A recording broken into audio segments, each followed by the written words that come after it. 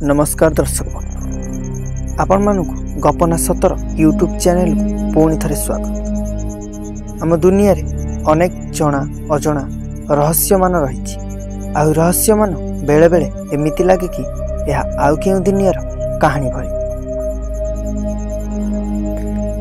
तेबे अग्निवर्षा आउ कौन कि सत हेउची मालिका सुखीगलानी नदी हृद पोखरी आगक हेब आहुरी भयंकर। देखिबा पाई ए वीडियो को लास्ट पर्यंत निश्चय देखंतु।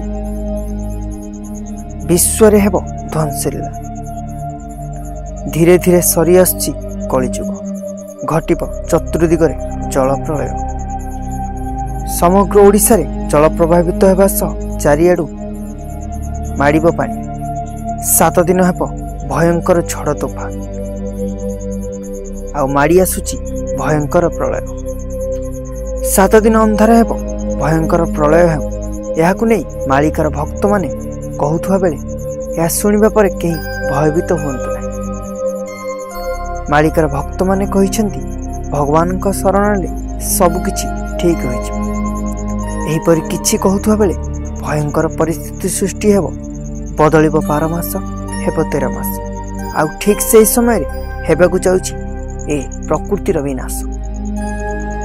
आकाशरु अग्निवर्षा हेब सह समुद्ररु हेब उल्टा लहड़ी खेलिब आउ सुखी जीव नदी हृद पानी पाई समस्ते घुरी बुलिबे आउ सेबुठी मर शरीर दृश्यमान हेब आ बदली जीव ए धरापृष्ठर वातावरण।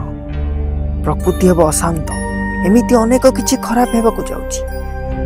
कलिजुग शेष हेब किंतु एठी प्रश्न उठुछि या केते सत एठी कहिबाकु चाहिबो ए अघटन मान खूब निकट रे आ या कोनोसी मिथ्या न कि एसबु कही आमे काहाकु भयभीत करूना।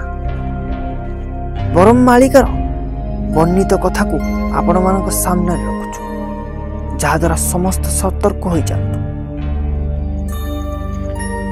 एक निर्दिष्ट समय रे कल्की अवतार करिवे काल निघंट परिसंख्यान रु जना जाइछि। शत्रुजुगर परिगणन रे कलिजुगर आरंभ एवं शेष समय रेखा 500 वर्ष मध्य सीमित हेब। एमिति अनेक किछि आगामी संदेश मालिका पुस्तक रे आगुरु देखिबाकु मिलिछि।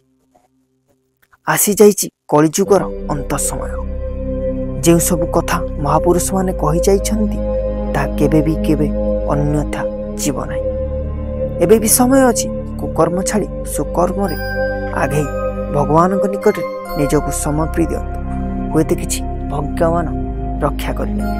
तबे दर्शक बंधु ए तो थिला विश्वर ध्वंसलीला विषय किछि कथा। जदि भी आपण माने हम चैनल को सब्सक्राइब करना तो जल्दी सब्सक्राइब कर दियंतु। एहा पाए आपण मानक पाए तो बिल्कुल फ्री अछि किंतु आमन पाए किछि सहाय्य होय। आज तो समय जानती हमको विदाय दियंतु। देखाबा आउ एक नुआ एपिसोड सहित आपण मानकर निजर चैनल गपना सतर। जय जगन्नाथ।